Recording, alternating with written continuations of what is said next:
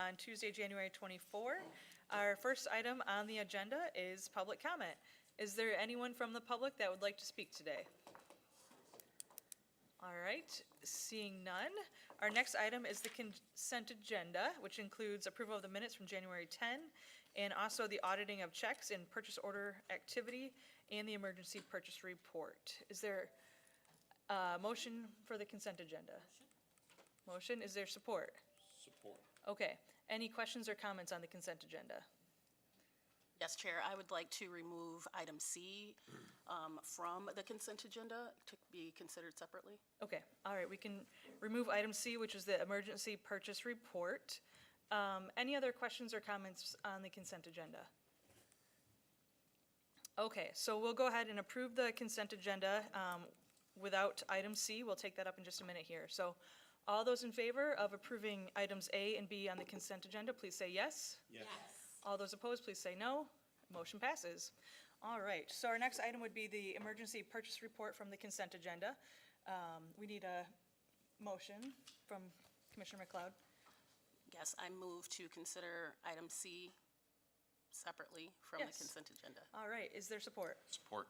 All right, so you have questions or concerns regarding this item? Yes, I do, Chair. Thank you. I just wanted to just understand why we are still using the emergency purchase policy, considering that it is very clear from item 7A6 of the purchasing procedures that this is only supposed to be used when there's an apparent threat to public health, welfare, or safety of the county. And from what I understand, we're no longer under an emergency order of any sort. And so therefore, I believe that we should not be utilizing purchasing activities or policies that don't relate to that state. I understand that, you know, from what was provided in the agenda on this specific item, it said that, you know, that supplies are still expensive and it's best to use this policy to ensure that we have the lowest overall cost for the residents. But again, we're no longer in this state of emergency, and so I'd like us to consider no longer using that policy for purchasing procedures. Yeah, well, I think we have a couple members here present that will be able to address your concerns. We have Cal Brinks from purchasing and also Jeff Dode from finance.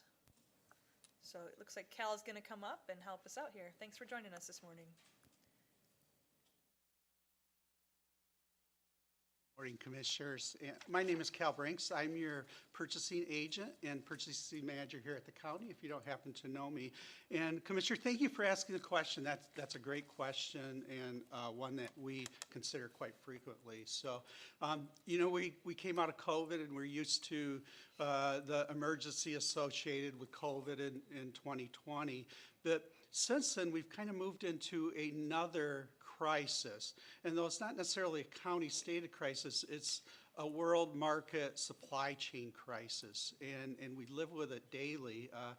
You know, whatever our beliefs are, we live in a world market, and the global environment's affecting us and our ability to service the county. It's weather, it's inflation, it's terrible wars, policies, the political interest rates, strikes, and many more. And so we find ourselves in a global crisis. Consumers Price Index today is at 6.5%, and it was over 9% here this summer. We find ourselves where shortages are not predictable anymore. And the county is exposed, our operations are exposed, our services are exposed due to this crisis, both in cost, but in ability to provide goods or services for the county. And so we struggle with that.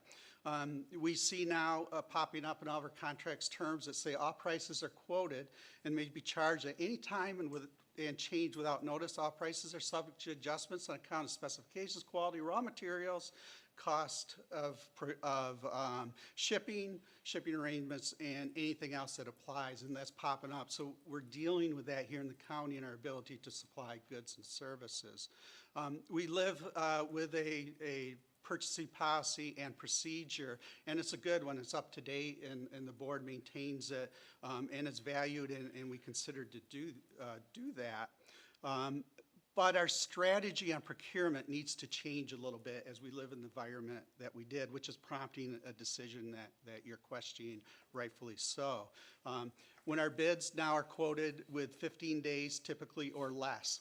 And so our traditional model of processes to go through don't necessarily all apply, nor does it make good sense to change a good policy or procedure.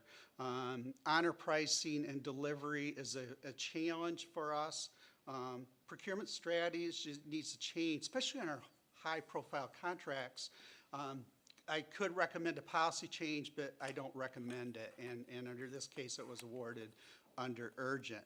To your question, Commissioner, specific to this project, especially in the construction area, but not in everything, material lead times especially are very, very long and not predictable. There's added complexity due to the cabins that were being built for their site and location.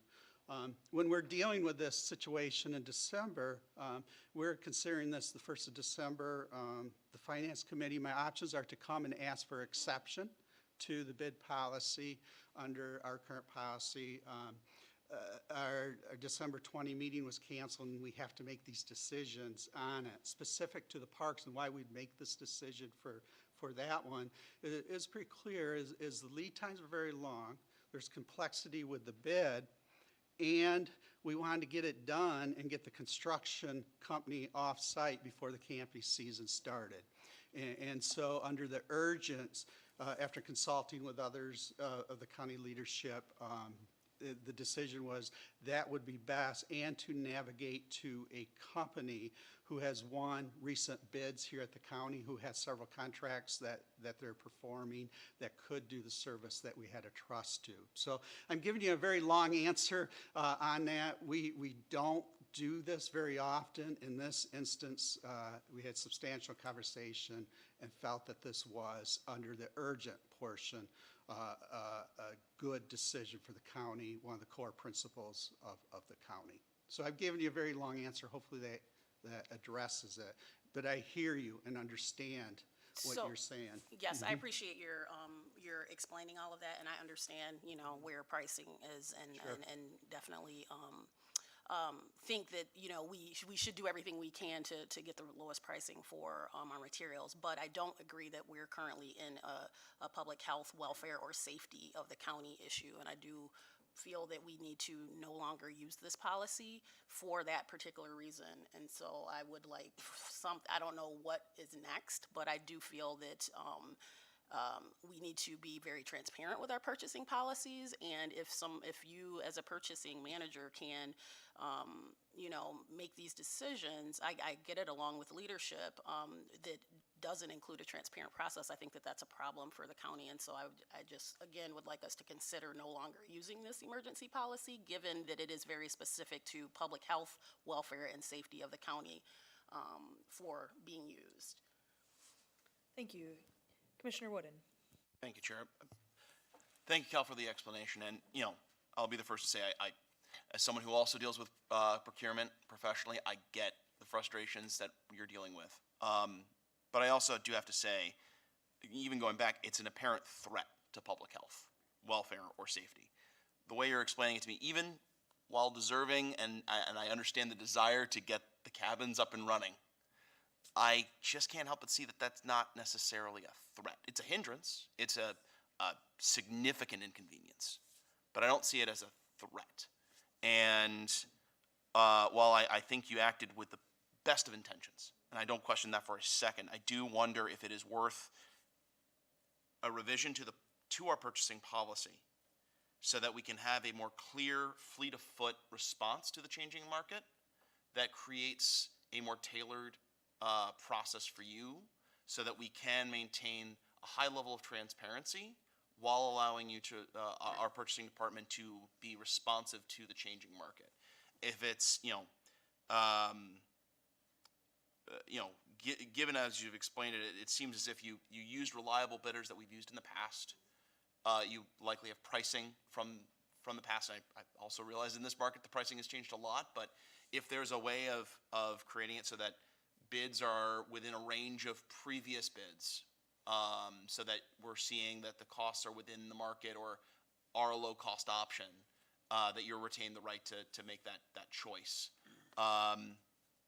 You know, I do think a revision is necessary just because I worry that if this is used again in this global supply chain crisis, I just want us to be very, very sensitive to what a threat to public health, welfare, or safety is. And I just don't see this as a threat. Thank you, and certainly can consider that, but I did want to respond. We had significant amount of discussion here on this, because this has been ongoing. We've been talking about this since the summer, and we, at that time, chose not to recommend a policy change, and there was a reason for that, is because transparency and being out in the eye and the public is incredibly important to us. That's one of our core principles. And by changing the policy, that almost hides that when those decisions are made. And so we took the avenue that we'd rather process under here and be fully transparent so everybody can see and understand the decision and these rare exceptions, as opposed to putting in a policy where maybe it won't be quite as transparent. So certainly worth considering, and we can make recommendations, but it may have a negative potential effect. Yeah, no, and I understand that. You know, I realize it's a bad habit to brainstorm out in public, especially in a public meeting, but I just can't help but think that there is a way to have the similar reporting that we have under this example, but with a slightly different trigger, so that is tailored to reflect instances like this, but are not absolute threats.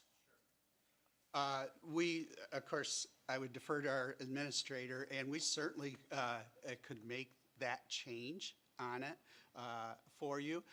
We live by our policies and transparency and all that, and so I have a tendency to not navigate to more flexibility because we want to be in that public arena. But I will defer that, of course, to our county administrator, and we can certainly do that. I think we will review that, and maybe as part of that, a request like this should be on the regular agenda and not the consent agenda, so it is called out more, but we can take a look at that. And one last question, actually, for admin. In terms, just because we haven't done one of these in the past only through the consent, are we voting to accept the report? Would a no vote effectively nullify the bid? I believe the contract's already been awarded, correct? I want to understand what What a yes and no. a yes and no vote means in this instance. Right. So you're basically approving the purchase. Do you want to answer, Counselor, or I can as well? If you look at the memo that's attached to the packet, it calls out section 7A6, and that talks about a report coming to finance. So we're just receiving the report in this situation. That's what I thought. I just wanted to confirm that. Thank you. Oh,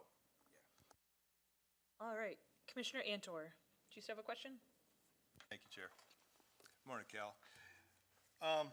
Yeah, I get it, but I tell you something, and I've known Cal now for 14 years. I've worked under him with the Fire Commission for several years. And besides the two absolutes in life of death and taxes, I'll add a third, and that's Cal Brinks is going to do the most due diligence possible on all these decisions. Cal has forgotten more than most of us will know about things in this arena. And I just trust him fully. I defer all this stuff to Cal because he's a really smart man, and he's never given me pause for a second. I think this is I totally trust him on this. Trust but verify, I get that part, but I know this is the best decision for Kent County because Cal made the decision, so that's all I'll say. All right, we have Jeff Dode. He has a few words to say, it looks like. Just real briefly, and Cal isn't doing this in a vacuum. You know, we talked about this extensively, and this one was a tough call because it's more of the urgent need that we went forward on this due to the timing and things of the cancellation of the finance meeting and things like that. So, but Cal is not making this in a vacuum. He's had extensive discussions with me, and if need be, we bring it up to Al. So I just wanted to support Cal on this, and that we did talk about it extensively. So. Thank you. All right, any other questions or comments? Commissioner McLeod. Thank you, Chair. So I just wanted to be clear that I'm not questioning Cal's judgment here, and it's not a character assassination. It is a question about, did we use the right policy to move this forward, right? I think that the policy is very clear. 7A6 is very clear that it's supposed to be used when we're in a state of crisis, a health emergency, and this is not that. So I just want to clarify that and to say that I don't think that the decision to move forward with this was the wrong decision. I think that the wrong policy to support moving forward in this way was used. And so I just want to clarify that. If I may respond, Madam Chair, may I respond? Commissioner, we understand that, and we appreciate the question, so we don't take it any way, and we had those extensive discussions, so we appreciate the question by all means and understand that. Thank you. All right, any other questions or comments on this item? Yes, Commissioner Sparks. Thank you, Madam Chair. Just a question, I want to make a note that we're not accepting bids because they're the cheapest. There's a due diligence that goes along with that, because there was a comment that was made that the lowest price bids. And I just want to clarify that for people watching, that we're not just accepting something because it's the cheapest. There are a lot of factors that go into a bid process, so. That is correct, and in our world, there are bids, there are proposals, there are quotes, and many very technical terms. In bids, we use lowest responsive and responsible bidder. In other words, it's that the company can provide the service and is at the lowest price and has met all specifications. That's done as part of our evaluation process in every bid and proposal as well. All right, thank you. Any other questions or comments? All right, seeing none, now we will vote to receive this. So all those in favor, please say yes. Yes. All those opposed, please say no. Motion passes. The next item on the agenda comes from the Circuit Court, and it's the Child and Parent Legal Representation Grant. Recommend to the Board of Commissioners to approve the Circuit Court's 2022-23 agreement with the Michigan Department of Health and Human Services to accept and appropriate $1,100,000 to the Special Projects Fund, and to authorize the board chair or designee to execute the grant agreement, approve extensions, amendments, and increases to the grant appropriation not to exceed 15% of the original award.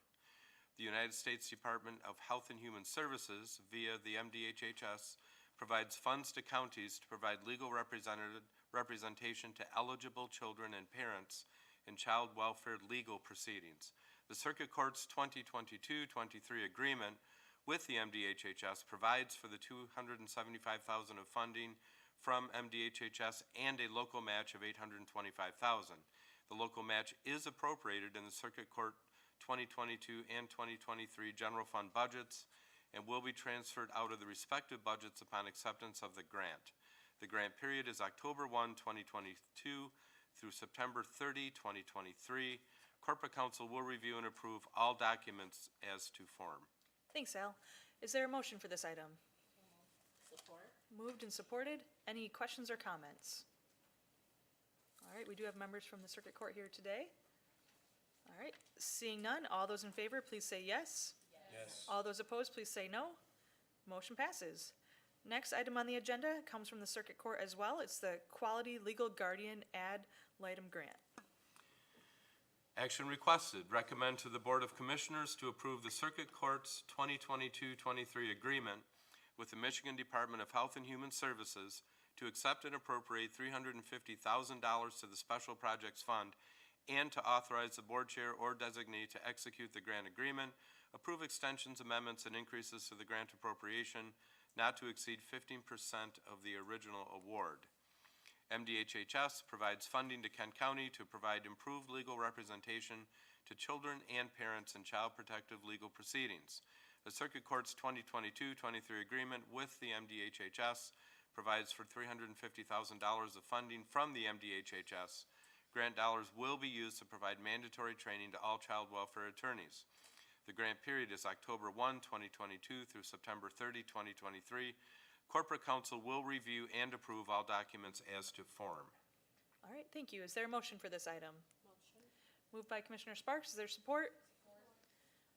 Support by Commissioner Oliver King. All right, any questions or comments?